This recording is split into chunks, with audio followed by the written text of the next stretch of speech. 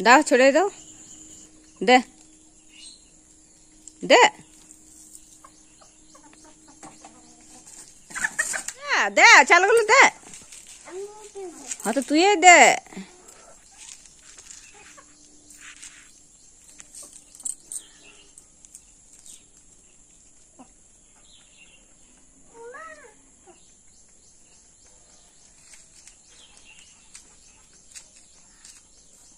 দে দে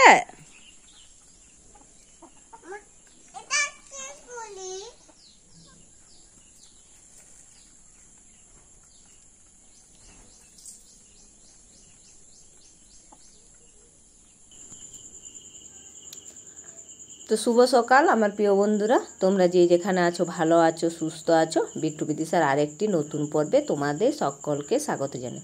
এখন বাজে 7টা।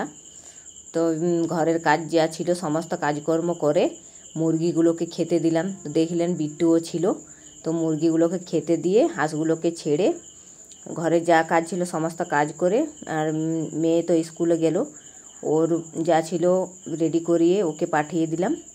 আর এই বাসনগুলো পুকুর ঘাটে ডুপোনো ছিল, তো এগুলো এখন ধুতে এলাম। তো এগুলো ধুয়ে নিলে আমার সমস্ত বাসি কাজ মানে হয়ে যাবে। তো এই যেগুলো এখন মেজে নিলাম, তো মাজা প্রায় হয়ে গেছে। তো এখন থেকে ব্লগটা শুরু করলাম। তো তোমরা যে যেখান থেকে আমার ভিডিও দেখছো অবশ্যই লাইক শেয়ার সাবস্ক্রাইব করে পাশে থেকো। যারা নতুন বন্ধু হয়ে আমার ভিডিওটা দেখছো তারা অবশ্যই চ্যানেলটিকে সাবস্ক্রাইব করো, আর যারা পুরনো বন্ধু হয়ে আমার ভিডিও দেখছো তাদেরকে তো অসংখ্য অসংখ্য ধন্যবাদ। আর ভিডিওটা সম্পূর্ণ দেখার অনুরোধ রইল। তো থালা বাসনগুলো ধুয়ে উঠোনে উবড়িয়ে দিয়ে এলাম, আর এখন বাথরুমে জলটা ভরে নিচ্ছি। আর এখন কদিন ধরে তো খুব রোদ দিচ্ছে, এত গরম দিচ্ছে, মানে এত রোদের তাপ। কদিন তো একদম বৃষ্টিতে পুরো বৃষ্টি পড়ছিল, আর এখন পুরো কদিন ধরে পুরো রোদ দিচ্ছে। এই যে দেখুন সকাল এখন 7:30 বাজে, তো এত রোদ আর এত গরম লাগছে না, প্রচণ্ড গরম লাগছে। তবে ভাবলাম তাড়াতাড়ি করে একটু জলটা ভরে নিই, বাইরের কাজগুলো করে নিই, কারণ রোদ প্রচুর দিচ্ছে আর রোদ লাগছে। তারপরে ঘরে যা কাজ আছে ওগুলো পরে করব। তো জলটা ভরে নিলেই হয়ে যাবে আমার বাইরের কাজ। তো এই যে মানে অনেকবার জল ভরতে হলো, 2-4বার মতন, মানে 2-3বার ভরে দিয়ে এলাম। আরও এখন 2বার ভরবো, তাহলেই হয়ে যাবে। এত দূর থেকে মানে জল নিয়ে যাওয়া মুশকিলই। এই গরম দিলে বেশি কষ্ট লাগে, রোদ্দুর মানে দিচ্ছে তো ওই জন্য বেশি কষ্ট লাগছে। এমনিতে তো জল ভরতে অতটা কষ্ট লাগে না, কারণ এখন কুয়োতে সামনেই জল, তুলতেও অতটা কষ্ট নেই। তো এই রোদ দিচ্ছে না ওই জন্য লাগছে। নিয়ে এসছি আজকে। কত বললে বেগুনটা কত? ঝিঙ্গার ভালো আছে, ঝিঙ্গার দারুণ আছে। এই যে ঝিঙ্গে, বেগুন, বরবটি, কুমড়ো, আর এই যে কাঁচা লঙ্কা সব রেখে দিই তুলে।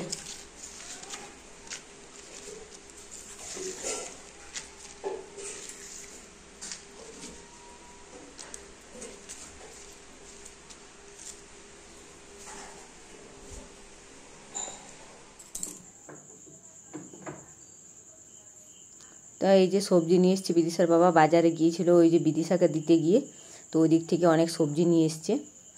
তো অনেক দিন ধরে সবজি আনা হয়নি, কারণ বাজারে যেতে সময় পাইনি, ওই জন্য আনেনি। আর আজকে বললাম বলে আজকে ঘরে কিছুই সবজি নেই, পেঁপে তো প্রতিদিনই ভালো লাগছে না, তাই বলেছিলাম, তখন আজকে নিয়ে এসেছিলো সময় করে।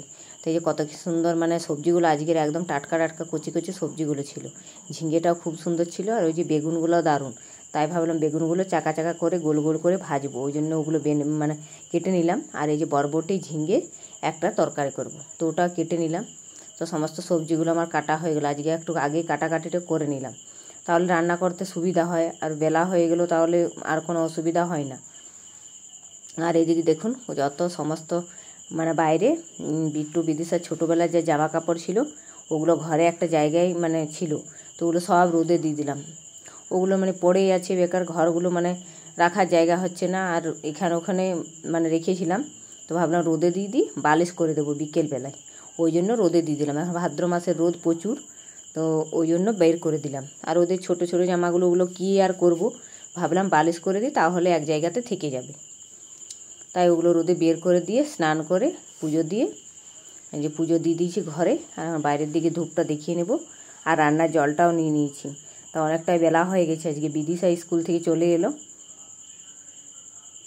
তো এই যে ধূপ দেখানো হয়ে গেছে, আমি পুজো করা, এবার মুড়ি খাওয়া দাওয়া করবো। বিদিশা এসেছে, বিদিশাকে বললাম স্কুল ড্রেসগুলো ছেড়ে নে।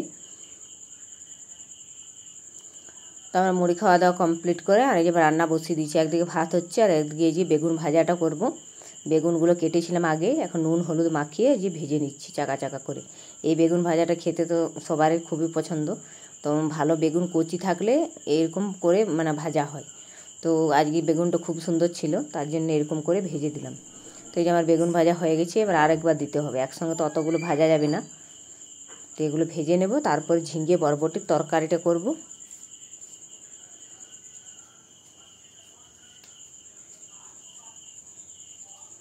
এই সমস্ত বেগুনগুলো আমার ভাজা হয়ে গেছে, এবার তরকারিটা করে নিলে হয়ে যাবে। আর একটু করব ভেন্ডির টক। টক খেতে তো আমার ভীষণ ভালো লাগে, ওই জন্য একটু টক করব। এখন তো গরমও দিচ্ছে, টক ছাড়া মানে ভাতও খাওয়া মানে খেতে ইচ্ছে করে না। তো এই যে বরবটি আর ঝিঙের তরকারিটা করে নিচ্ছি। ভেজে নিলাম, ঝিঙের তো অনেক জল বেরোয়, জল বেরিয়ে অনেকটা সেদ্ধ হয়ে গেছে আর জলটা শুকিয়ে গেছে, ভাজাও হয়ে গেছে। এবার মশলাটা একটু দিয়ে দেবো, জিরে আদা রসুন পেঁয়াজ একসঙ্গে একটু মশলা বেটে নিয়েছিলাম, তো ওটা দিয়ে দিলাম। ওটা ভেজে, ওটা অনেকক্ষণ ধরে ভেজে এবার জল দিয়ে দেবো। আর সেদ্ধ তো হয়ে গেছে, বেশি জল দিইনি, কারণ ভাজতে ভাজতেই সেদ্ধ হয়ে গেছে। আমি তরকারিটা হয়ে গেছে, তো রান্না বান্না আমার কমপ্লিট। এই যে দেখুন সমস্ত রান্না হয়েছে, ডাল, বেগুন ভাজা, আর ওই যে ভেন্ডির টক, আর ওই ঝিঙে বরবটির তরকারি। আজকে আর কি তেমন কিছু করিনি। আর এই যে আমার শ্বশুরমশাই ভাতটা বেড়ে দিলাম, কারণ উনি একটু পরে মানে খেতে বসবে, স্নান করছে। এই যে বেড়ে রেখে দিলাম, কারণ আমি এবার অন্য কাজ করব, ওই জন্য বেড়ে রেখে দিলাম। এই যে তোদের ছোটবেলার জিনিস যেগুলো আছে, এই ছোটবেলা আমার মনে নেই। তো ছোটবেলার জামা, তোর ভাইয়ের সব জামাগুলো যেগুলো আছে সব বালিশ করে। এটা আমি পুরী থেকে নিয়েছিলাম।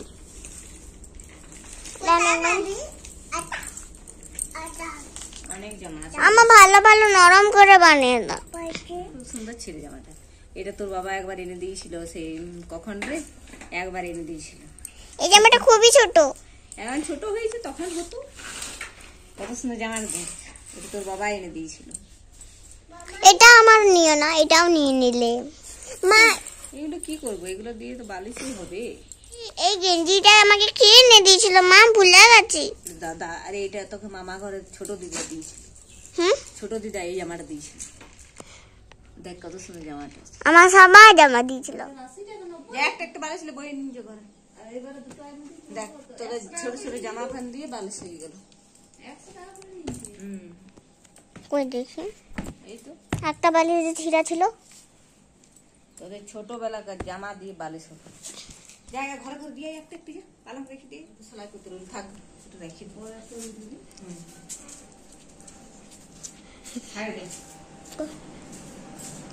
নিয়ে বুকের ভিতর থেকে। এই যে মায়ের তো এখন বালিশ বানানো তো হয়ে গেল, এই জন্য আমি ভিডিওটা আজকে শেষ করছি।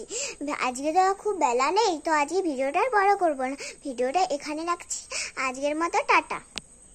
আপনারা সবাই তাও পাশে থাকবে, সুস্থ থেকে আমার চ্যানেলটিকে সাবস্ক্রাইব করবে।